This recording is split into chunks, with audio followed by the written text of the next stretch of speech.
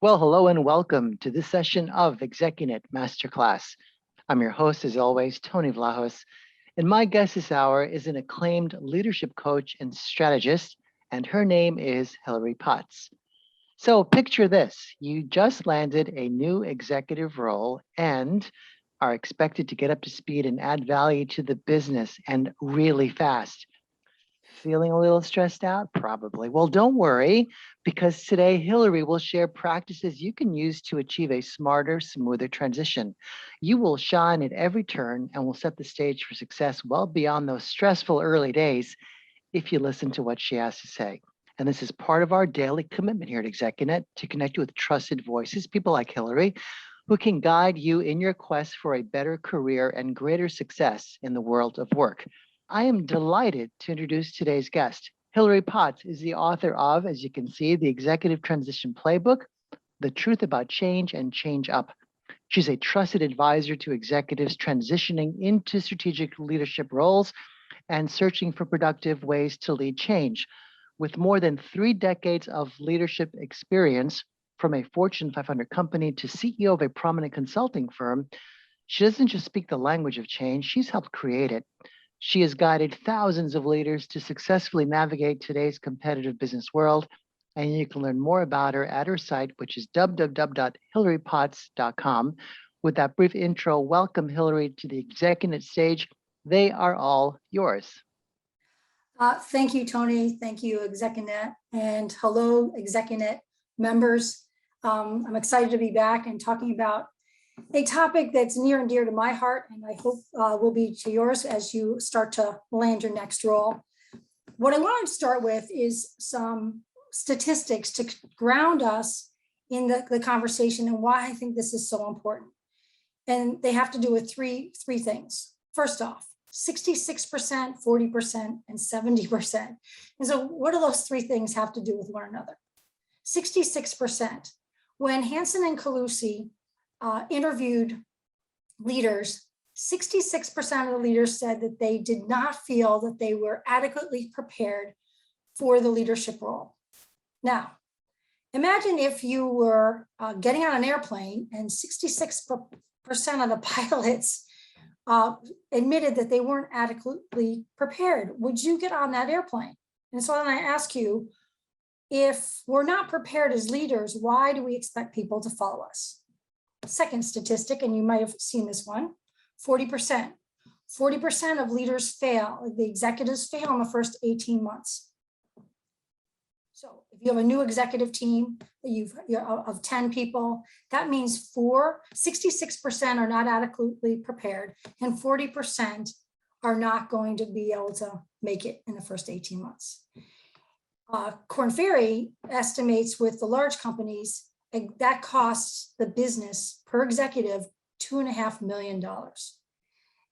There's a recent HBR article that you probably saw on transitions, and they have a lot of really other good statistics that say transitions and focusing on transitions is important. And the last statistic, 70% of change efforts fail, and the big consulting firms continue to study this. And you say, why are the change efforts failing? Well, here's what I've seen over my 20 years in consulting is a new leader enters a role. Is the leader prepared for that role? Do they come up to speed? And in that 3 to 6 months, they start to lead change, because to get new results means that we need to have some changes made. So this is why I think the transition into a role is so important. But here's what happens. There's just some common mistakes. In my book, I go through the 10 mistakes, but I want to share a couple with you today. One is you've been interviewing, you are an expert, they've hired you because of your expertise. Now you're in the role, but you jump in and you just start to act. You jump in too quickly to make decisions. You take your old playbook that you had and you bring it into your new job. I also find that leaders a lot of times don't make the connections. They don't go broad and deep in their relationships. They surround themselves with people that talk like them, sound like them, relate to them, and all of a sudden they don't have a broad enough network for when they lead change. And then another one, which I'll bring up later too, is that Your old leadership strategies may or may not work with this new situation. So you don't want this to happen to you, be on outside looking in. And this is what happened to an executive I worked with. She was about 6 months into the job, and she assumed that she understood the business. She had come from a competitor. She jumped in and started working. She got sideways with some of her peer relationships. She was really having a hard time assimilating into the organization, and her boss called me, and he happened to have read the book, and he had used the book and he thought it was practical. And he said, look, she's 6 months in. This is really important. We're forming this new department. Is this savable? Should we restart her transition? And ideally, I'm telling you all this, ideally start pre-day one on your transition. However, if you get 3 to 6 or 8 months in and you're seeing that things are not gelling, go ahead and do your own transition restart, which is what this woman did. And she realized that she had the orientation and the onboarding, but she hadn't thought through her transition strategy, her own plans, her own approach in order to actually gel with her various colleagues and really get her arms around the business. Transition savvy leaders, what we know about them is that their businesses are 2.5 times more profitable. They have a lot less attrition, about 13% less attrition rates when they come into a new role. And 90% of their teams deliver or exceed over a 3-year period. So it behooves us that working on ourselves helps then others, which helps the business. I work with a CEO, and he is a real huge proponent of the Executive Transition Playbook. And he likes Marshall Goldsmith's quote, "What got you here won't get you there." And his feeling is he has hired someone that's an expert, but he knows full well that coming into the organization, it will be different, and that leader needs some help and guidance, not just from the CEO, but the whole executive team. And also he happens to hire me. But the point being is he really is a proponent of having a transition plan and leading yourself into the transition. And I'll talk more about kind of what he does, but it's really important to stop and pause. He also gets the rest of the team involved. So the top 2 or 3 layers all have their own playbooks and are working on the various pieces. For those of you that don't know me, I have part of my business is really leading change, the mergers and acquisitions, the restructuring, the strategy execution. And most of the time, the majority of those leaders tend to be new leaders coming in, leading that new change. And so the transition playbook, in parallel with the day-to-day and parallel with the changes, helps leaders come up to speed. I believe that every leader can successfully lead themselves and others through change with a leadership playbook. Why did I write the playbook? I found myself telling people over and over kind of the same thing. And so finally someone said, why don't you just write the book? And I love that I have the book because I can touch a wider distribution of leaders. It is a do-it-yourself book, so you can pick it up. It's in its 2nd edition. I just published the 2nd edition in September. And what I like about the 2nd edition is it lays out the step-by-step process so that you, the leader, can spend time strategizing about your situation, thinking about your situation, making the plans versus creating your own process. So today, we're not going to be able to go through all the pieces of the playbook. I'll share with you the playbook model, but I'm going to pick and play a few of the things that I think pre-job or pre-entry into a new role you can start doing right now and get prepared. The playbook is a really very simple 5-step model. You set your own transition goals and strategies, which is step 1. Step 2 is creating the transition plan. And I have found that the 6 components that are on this slide, lead, connect, learn, balance, communicate, and assimilate, encompass the needs of an executive coming into the role. And then steps 3, 4, and 5 are very iterative. Once you're starting to get your arms around the business, you start to assess, find the common themes. And then it comes a point where you want to share those observations with people. And then eventually you're going to step into what I call step into action, or your what's next plan, which is your next 100 days. So what I find is a kind of a differentiator is this is a focus on what the leader needs to do. This also fits really nicely if you go into a company and they already have an onboarding or orientation package for you. Fantastic. You want to utilize as much as they can give you, and then you want to bolt on what you need to do as a leader to think. So let's take a look at a couple of the pieces. I have 5 areas I want to focus on in today's talk. The first one, obvious, set transition goals and strategies. To be world class, we really need to plan and practice and execute. But we also need to know what we're driving towards. So often when I ask leaders, what are their transition goals and strategies, they say their goals are the business plan goals. And I think that's well and fine. But then I ask, what are your personal goals? What do you want to get out of the first 3 to 6 months in your new role? What matters to you? And many times those 2 goals are slightly different, the priorities of the business and their own priorities. So I always suggest that leaders should create their own goals and strategies. At the end of the presentation, I will have a link to this leader transition success formula. It's the same worksheets that I have in the book, and all the things I'm talking about today will be in there. And all you have to do is click on the link and then click on download. Very, very simple. But one of the sheets in there is around the transition goals and strategies. You may not know right now the situation, but you may have a good idea of how you want to approach what's important to you. What's your transition strategy going to look like? Are you going to jump in and do? Are you going to sit back and listen? Are you going to await 90 days? Whatever that is. And then the last thing to think about is, if we were to interview people after 3 to 6 months, what would they be saying about you at that period of time? And what do you want them to be saying about you? So think about the end in mind, and then you'll know you're successful if.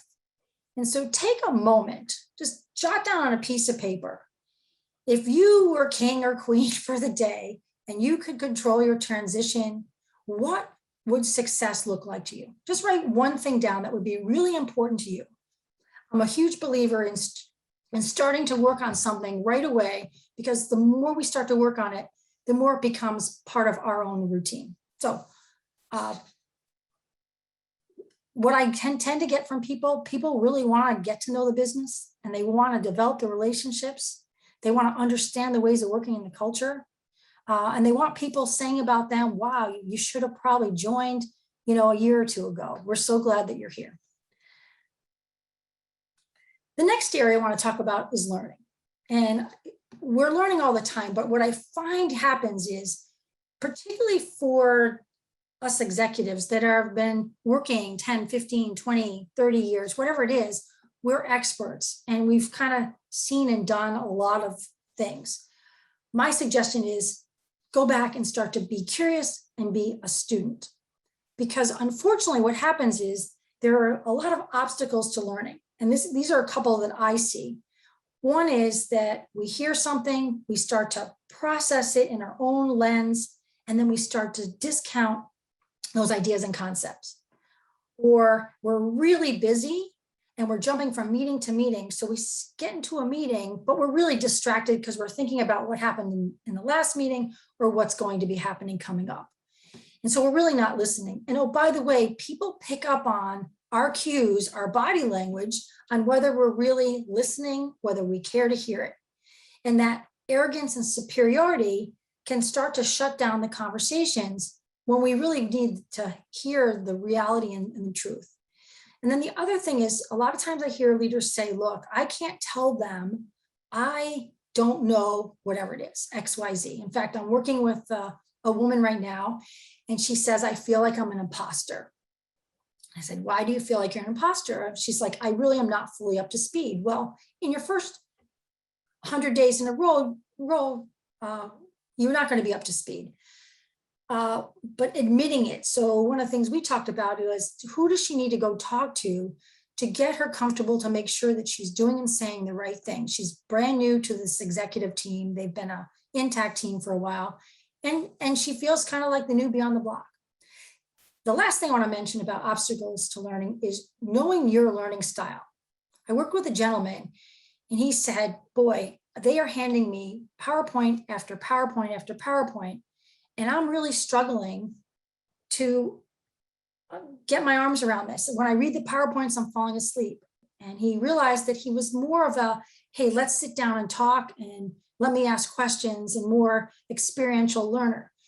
So what he did was he took the decks and then he found people that he could talk to so that he could match the onboarding to his learning style, not his learning style to the onboarding. And so what I'm finding a lot during this virtual onboarding is a lot of things tend to be on paper, and there's less, of course, face-to-face. But if you're someone that needs those connections, then you're going to want to build that into your plan. So the key is to create a learning environment. And that learning environment not only includes yourself, but your entire team. And I love what this GM did. He came from a competitor. He knew the business. He knew the products. People were already worried about him coming in because he came from a competitor and he was going to have his own biases. What he did was he said, look, I'm going to pretend like I don't know the business. I want you to tell me everything about the business. I want you to tell me how you operate it, how things work. And what he did was he took on a beginner's mind. And because of that, people really started to share. They started to open up. They started to have work sessions where they could start to realize that, yeah, some of the things they were doing were working and some of the things needed to be fixed. So the key here is to take a beginner's mind. And what I love is Shunryu Suzuki's, the book is Zen Mind, Beginner's Mind. You know, an empty mind is always ready. And there are many possibilities in a beginner's mind, but in an expert's mind, there are few. So we have to be careful as we're coming in as experts, but let's not let it inhibit our ability to learn. One of the things to think about is to go beyond the content. So often we go, okay, we need to understand the financials. We need to understand this business. We need to understand the functions. I always suggest to my clients to go beyond that and look at the social and emotional intelligence of the organization. Look at the ways of working, how decisions are made, where are the key influencers, how are meetings scheduled, how are meetings conducted. You really want to learn fully about the business. And this happens if you're in a role and you're being promoted up. A lot of times people say, hey, what do I need a transition plan? I don't need the learning plan part. But if you're making any shift in the organization, it's a good idea to take a look at the social emotional intelligence at the new vantage point. So the key thing here is to create a learning plan. And the COO I was mentioning that loves the transition playbooks, he creates a learning plan, and their company's learning plan is about 6 or 7 pages. And that's, you're like, wow, that's a lot of pages. But what he has is the topics, and he has some details of the things that need to be discussed. And he also has who can share those pieces.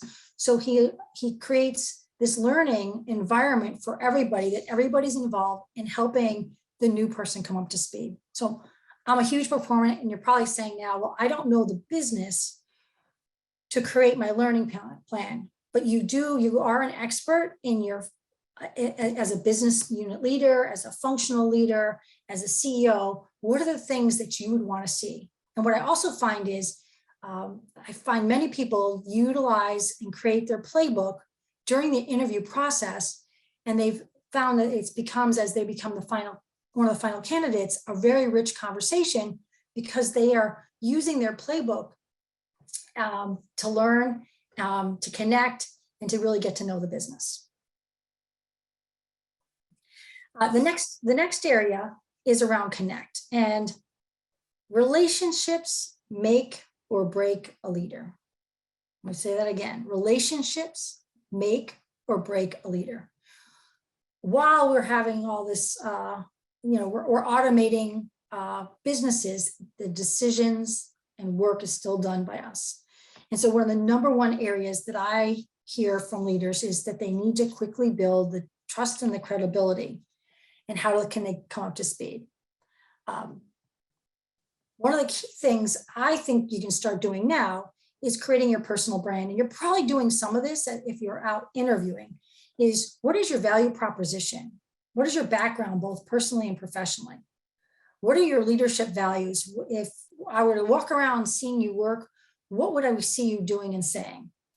And what are kind of some of the messages and stories that you want to tell? Put this together in a package. You'll see in the handout, there's a simple sheet for you to kind of capture your thoughts. And here's why I think this is important. This is probably 15 years ago. I was sitting at a dinner. There was a new president coming in. Everybody was impressed that he was coming in from another division. He really didn't understand the division he was coming into. We had a beautiful dinner. Wine was flowing. People were laughing. And at about 9:15, someone said to this gentleman, would you like to say a few words? They were all going to meet tomorrow in a meeting and say a few words and just so we can get to know you. 45 minutes later or more, it was about 10 p.m. He's still talking about himself. And I felt like that this was, unfortunately for him, a real miss, because he didn't know what he wanted to talk about or how he wanted to talk about himself. That was probably not the appropriate time to go on 45 minutes, starting with how he grew up and college and where he was now. When you have your personal brand and an outline of the kinds of things you want to talk about, you're able to move from a monologue to a dialogue and flip the conversation to asking questions. So you can answer a question and ask someone else a question so that you get to know that your colleagues' personal brands as well. One other thing on the value proposition, often I see with the value propositions for getting a job tend to be more, selling ourselves into the job. But once we're in the job, we need to tweak that value proposition just a bit, because we're no longer selling. We just want people to understand our value. The second area is to cultivate better conversations. And I spend a lot of time when I'm working with clients on preparing for the many conversations.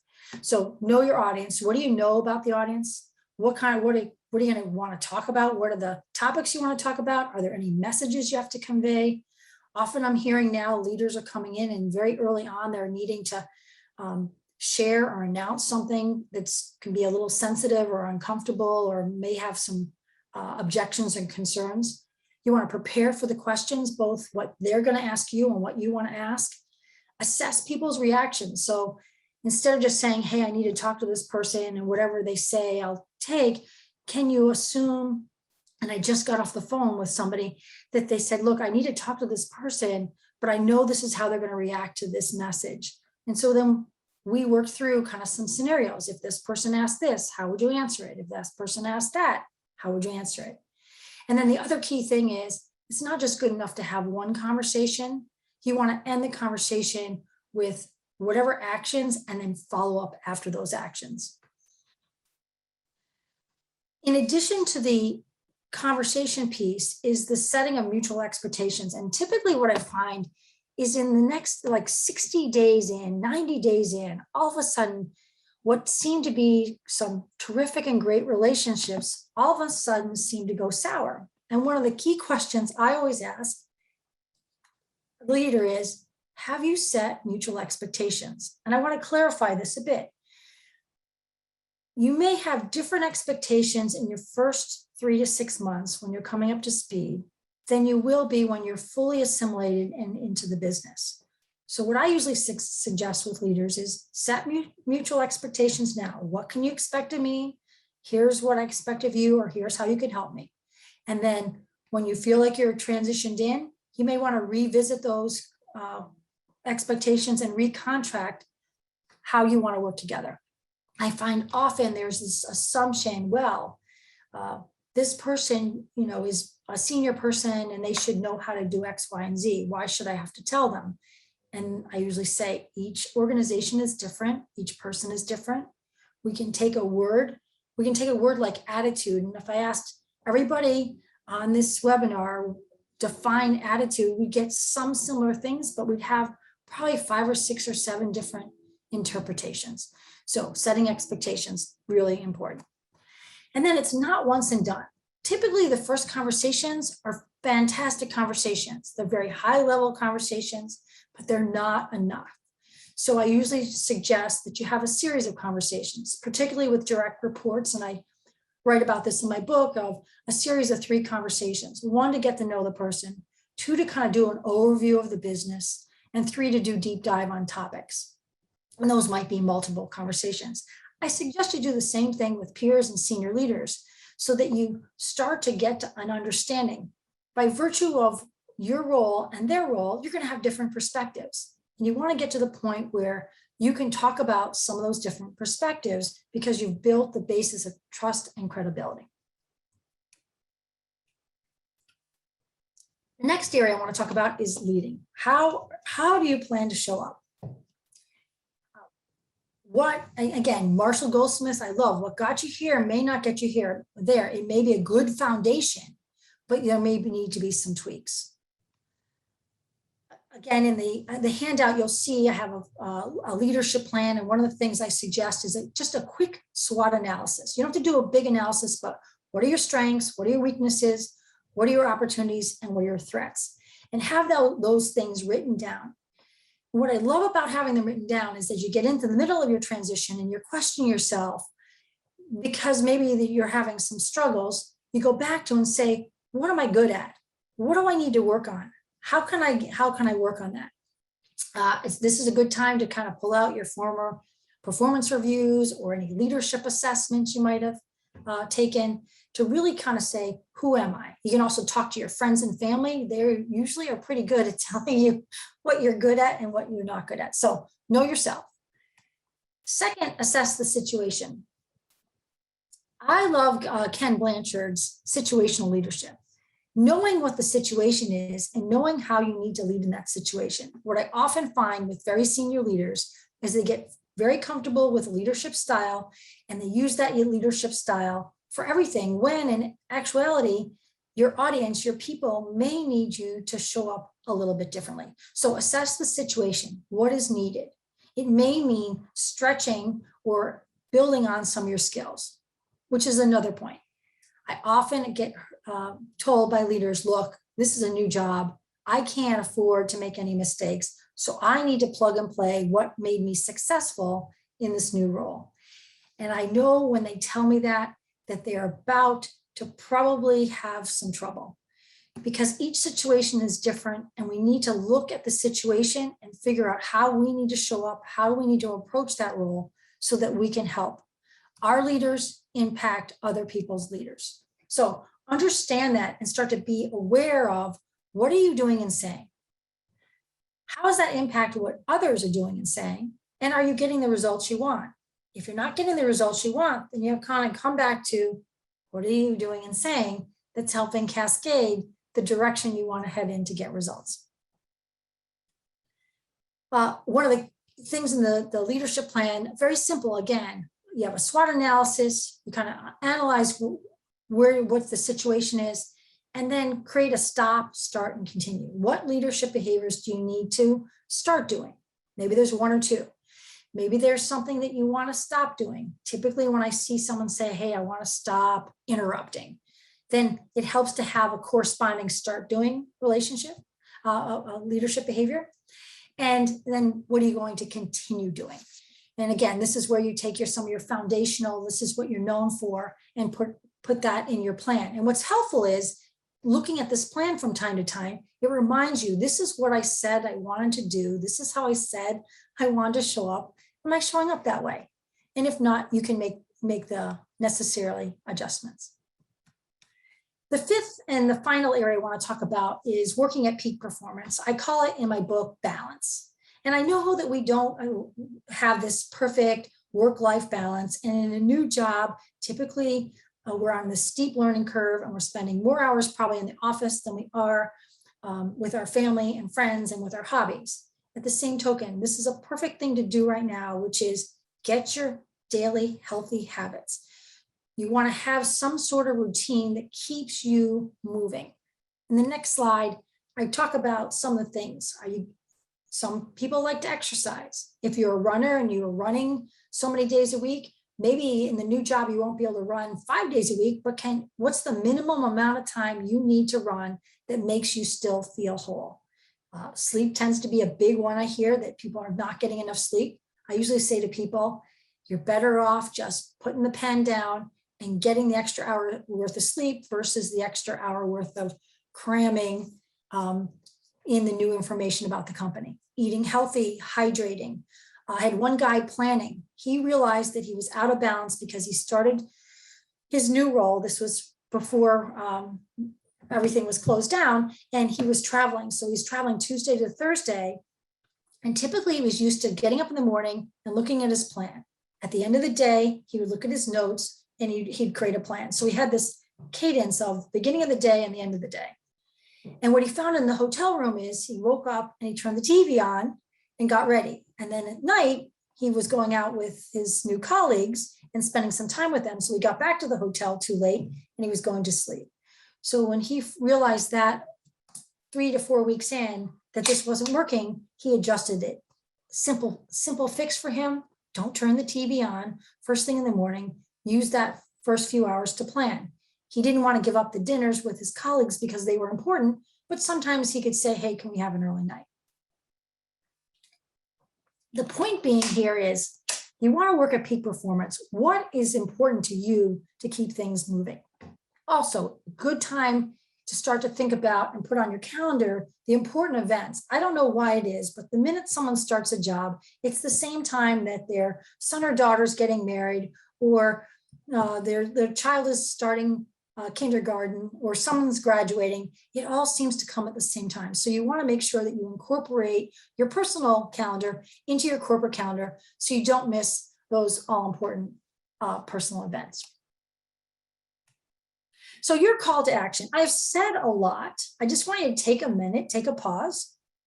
And what are 1 or 2 ideas that have come to your head with the end in mind that you want to pursue or think about going forward? Just jot them down for yourself. I'm not going to ask you for them. If we were together live and I could see your faces, I probably would call out and say, what are some of the things that are coming to mind for you? Just take a moment.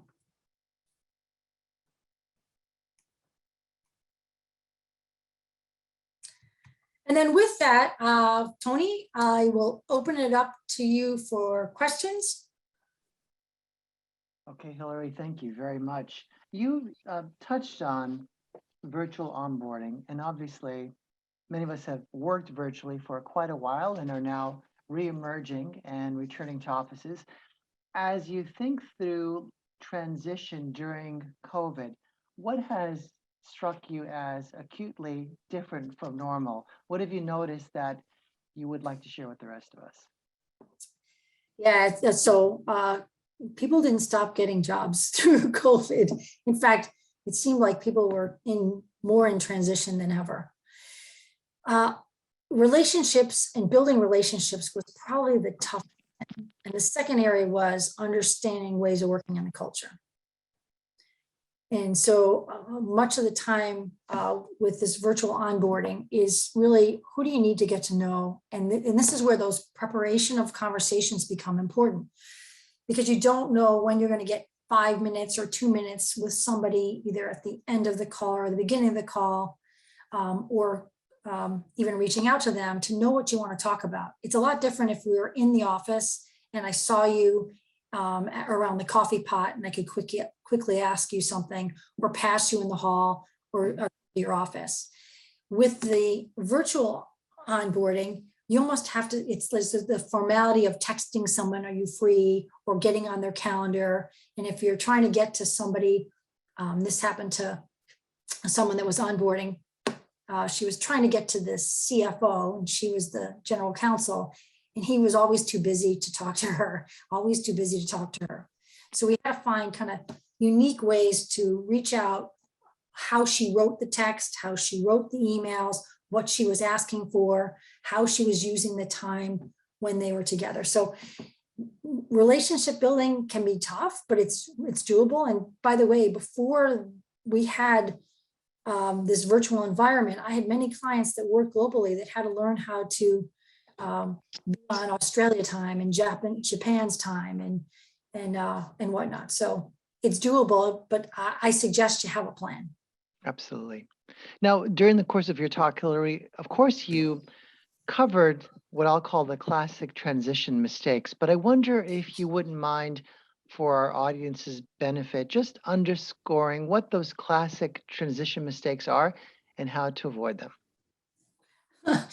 So, by the way, I don't know if you keep Execunet presentations up, because in the last one I did, I think it was 2016, I was actually on the 10 mistakes. So I point you to that if you're a member of Execunet. It's a great resource. But some of the things are they jump into action without a learning plan, without, like they take themselves out of learning. And that tends to be like the number one thing everyone does. They talk about their prior company. At AMC company, we did.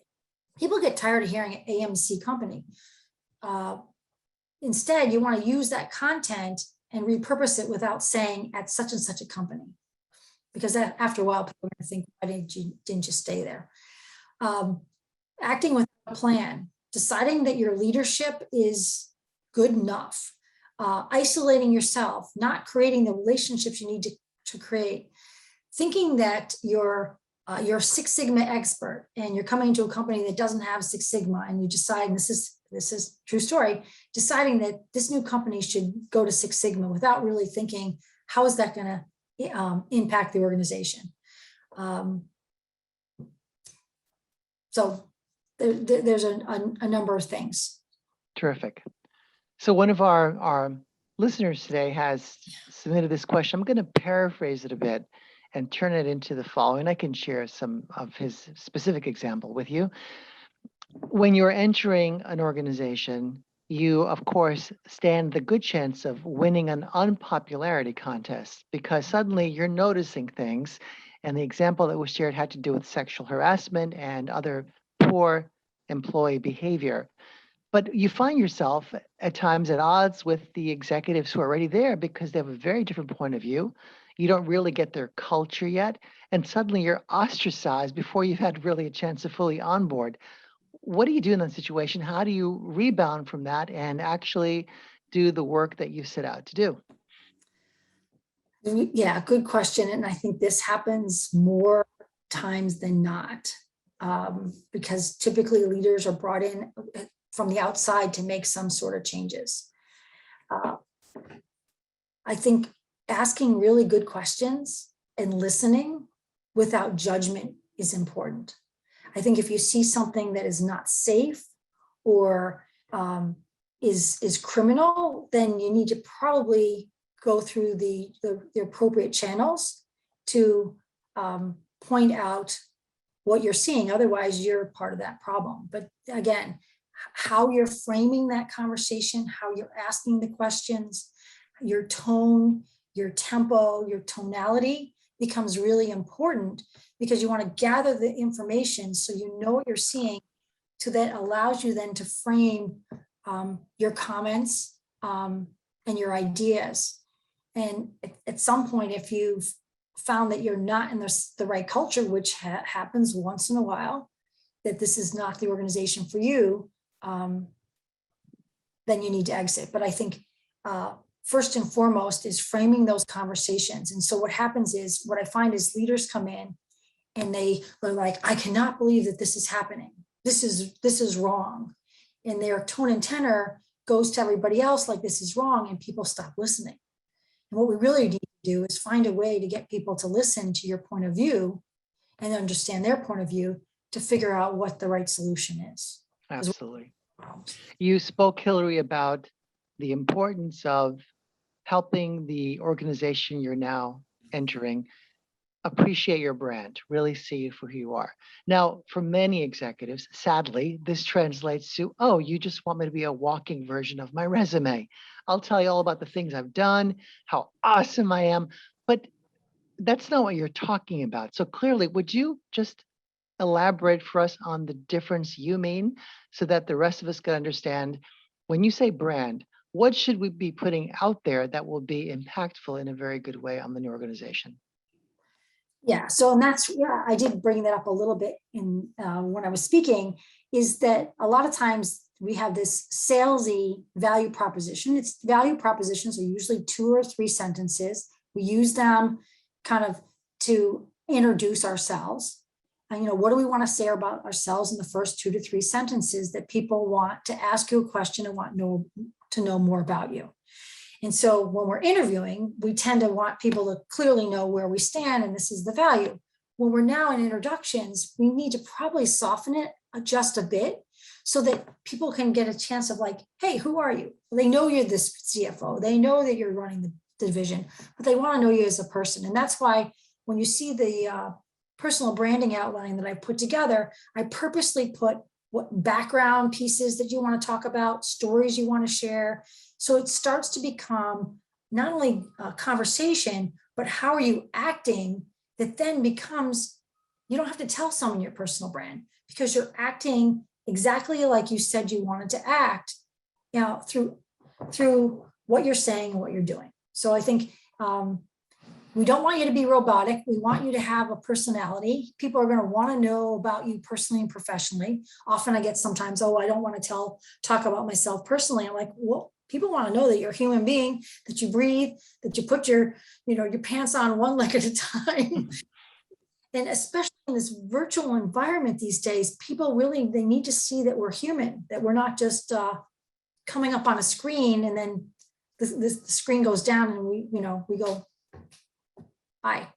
Right. So Hilary, on the topic of establishing open communication channels and building trusting relationships, which as you've said is hugely important, there's both, I feel, an art and a science to that. The science part is you need certain outcomes to happen, and so you scientifically go there and measure as you go. There's, of course, the work you do to get there, which I view as the art of it. So how do you balance these things so that you're actually building, it's rather organic to your presence, and people don't feel like you're just building relationships or networking in order to achieve an outcome? Because that could feel very cold and clinical. How do you pull that off, say, artistically? Yeah, Tony, because people can pick up right away when you're just trying to gather information and checking the box, like check, okay, I talked to you. Okay, talk to you next week, check. And Right. people want to feel like that. So I start with something really easy. Do you care? Do you care? Do you care about developing this relationship? Because if you don't, you need to ask yourself, why not? Right? Can you show you care? So instead of starting with your list of everything you want to talk about, do you start by thinking about what the other person wants to talk about and their reactions? And that's what I mentioned, is like understand where they're coming from and their situation. So seek to understand before being understood. Mhm. And really care. So put it into action. So if you all of a sudden, because I've seen this happen too, is there are all these meetings set up. I've got meeting 1, 2, and 3. I've got them done, Hilary, check, check, check. Right. Then I ask, how's the relationship? It's fine. Well, fine's not, by the third time you have a conversation with someone, it shouldn't be fine. There probably are some areas that you're having some agreement and disagreement, just from a different perspective, kind of the team kind of forming, storming, norming, and performing. So you're going to go through some storming, like, hey, I'm disagreeing. Well, do we have a way with expectations that, Tony, when you and I disagree, that we can sit down and you can hear me and I can hear you? So listening becomes a huge part of an onboarding process. And I find that leaders are moving so fast and they are trying to get to the end so they can deliver a contribution, that they forget that there are these relationships that we have to develop. So I'll start, do you care? And if you keep telling yourself with all these relationships that you don't care, then I have to ask, are you in the right organization? Are you in the right job? Are you doing the right things that you want to do? So start with, do you care? I'm glad you said it so many times because it's one of the most beautiful questions you could ask anywhere at any time. So thank you for saying that. Yeah. Along those lines, Hilary, as we attempt to, because we need to, understand the culture we're now entering and will be a part of and will in fact shape and inform over time. You've worked with so many executives who've transitioned. What, I'll say, creative ways have you noticed they've implemented to understand the culture and get on the inside very quickly and become a part of it and inform it? What have you noticed that's really stood out in your mind over time as really good shares with our audience? Yeah, so I'm glad you asked that question, because so often, a lot of times, leaders are being asked to come in and change the culture and the ways of working. So we kind of know that in our head. And if we go in with that opening, acting like we're already going to change the culture without understanding the culture first, we're almost dead in the water. In the assimilation process, we need to kind of assimilate and understand. Not that we agree or we're going to become that, but we almost have to. If you come into my home and we eat dinner at 7 o'clock, and you're used to eating dinner at 4 o'clock, if you come in and say, "Hey, Hilary, where's dinner at 4 o'clock?" That's not really like understanding the culture of my family, right? We eat at 7. So I think the other thing is to ask and to inquire and to, instead of advocating for what you think it should be, inquire, be appreciative of where they're at today. It may not be working. It may not be the most ideal, but this is the situation. This is the house people are living in. And we need to really understand that first. And then once we understand that and we ask questions, a lot of times people will come to their own conclusions and say, yeah, you're right, that really doesn't work so well. Well, how come no one changed it? Well, we haven't had time. Okay, what are some options? So then you get people part of the new ways of working in culture. Because when you ask them, a lot of them will tell you, yeah, we don't like that either. But, that's the way we've done it. So that's how we're going to do it. So don't assume that the people that are living that culture want to live in that culture, seek to understand. Absolutely. Now, many of us, I'm sure, have read, gosh, pick your day plan, the 90-day onboarding, the 120-day. It's like, 6 days to great abs, whatever. I mean, the point of the question is, when you think about those early wins, whether it's 90, 120, whatever your time frame is, how important is it to have big wins or little wins? And what should those really look like? I think a lot of us struggle when we enter new roles in organizations to accomplish very much very quickly and make it clear that we've arrived and we're shaking things up. Advise us, please, on how to look at that conundrum. Yeah, so this is where, when we talked about the goals and strategies, is really understanding the business goals, the priorities, and your own. And if you can get your boss or the board or whoever you're working with to tell you what those are, that will give you a key to that's what's important to them, and then understand their time frame. Mhm. You know that, then you're now working in concert with what they want to get done. And if you're not aligned with that, or it's not feasible, then you can start to have the conversations. But getting quick wins is important. And I think more important than that is getting the quick wins with the team. So it's not your quick win, it's the organization's quick win. So when you come in and start to assess the situation, there are going to be things that are probably right there's at that tipping point.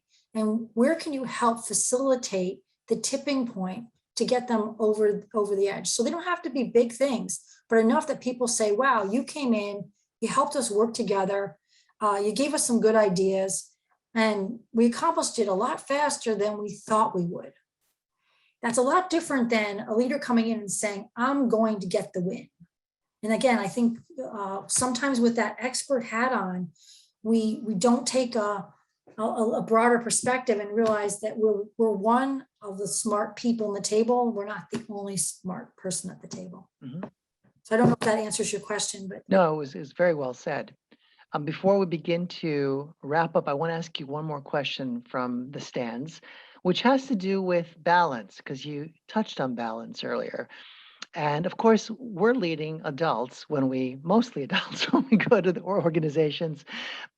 But what kind of behavior should we be modeling so that people can do as we'd like them to do without being pedantic or in any way condescending. How do we move through an organization, and what are those things that people need to look for in us so that they can sense that this is how things will be here? Yeah, so people are going to be watching how you enter meetings. Are you prepared? Are you, how do you open your meeting? How do you close your meeting? What are the kind of questions you ask? You just jump right into the work. They're going to be watching your calendar. A lot of times the calendars are now open. So they watch your calendar and what's on it. They're going to be watching what you do at night. So if you're a person that likes to work and then take a break and then work late at night, are you expecting a response that evening? Or do you again, this is back to set expectations, or do you say to people, look, this is how I like to work. This works for me. It may not work for you, and I'm not expecting that. But if you're starting to leave text at 11 o'clock at night early on, you have to ask yourself, text typically mean you want an immediate response. So setting those expectations is important, and figuring out kind of like how you like to work. And are you expecting other people to work like that? Or do they need to understand like, hey, you put the kids to bed, the house is quiet, and at 10 o'clock you can check emails for an hour or two, and that works for you. But you're not expecting people to respond to them. And your actions will also determine, you might say, oh, you don't need to respond to it. And then if all of a sudden you start continuing to ping somebody, then the answer is, yeah, you do expect them to respond. So I think you have to think about what your approach is, what works for you, and then what's the impact of that approach with others. Particularly, again, in this virtual environment, we've gone 24/7. That's the kind of the downside of being virtual, is because there's no boundaries anymore. There's not the office where we go into it and we leave it. Mm-hmm. So watch your behaviors is important. Well, so much to think about and so much we need to be thoughtful about. Thank you, Hilary. But we'll start to wrap it up, and I'll leave moments at the end for some final thoughts. But thank you. Thanks for making time. Thanks for sharing your insight. Thank you to the many, many of you who tuned in today. I really appreciate that. And as always, thank you for your marvelous questions. As I always say during these classes, I learn just by having the privilege of asking them of our session leader. So with that, Hilary, before we officially wrap up, what final thoughts would you like to share with our audience today? Yeah, so final thoughts is what you can kind of do right now. I talked about getting your transition strategy and goals together, identifying some learning topics, outlining the personal brand so you get the kind of all the stories over your life, what you want to share, doing a little bit of a leadership assessment, and what are some of the things you're going to want to work on. Oh, little hint, we can practice them right now on our family and friends. Things like active listening or giving feedback. Those are things that we can practice. Drafting your 30, 60, 90-day plan. A lot of the leaders tell me that it's really helpful in the interviews when they're asked the question, how would you use your first 90 to 100 days? And they have kind of like, this is how I would do that. And then start to form the healthy habits. Don't wait. Get yourself working at peak performance. And then, as I mentioned, and I should have probably put this up during the Q&A, sorry about that, is that there's a download, and it's basically hilarypotts.com/LTFS-download. And all you do is put that into your browser, and you should get the link to that success formula. Well, that's terrific. Thank you on everyone's behalf for that amazing gift. And again, thanks for making time, and thank you to all. I look forward to seeing you at the next session of Executive Masterclass. Bye for now.